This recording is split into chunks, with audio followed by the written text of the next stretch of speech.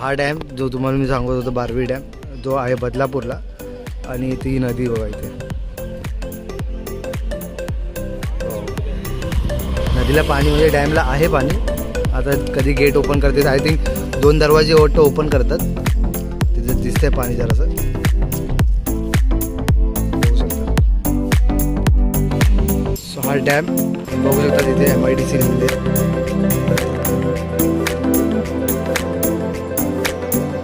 MIDC Barvi dam.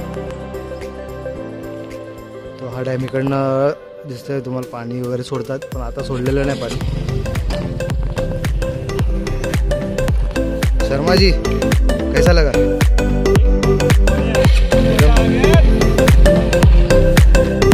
तर आता आम्ही इथे जराशी आंघोळ केली सचिनाने मी आणि आता ह्या नदीत आम्ही आंघोळ केली। अक्षयने नाही आंघोळ केलं थोडं फ्रेश होण्यासाठी आम्ही आंघोळ केली। तिथे कपडे ओले होते म्हणून मी पण जरा माझे कपडे जराशी ओले होते आम्ही पण आंघोळ करूनच आलेलो।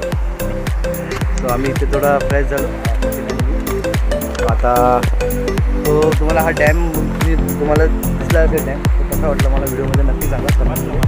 सो भेटूया नवीन पुढच्या व्हिडिओमध्ये तिथं बाय बाय।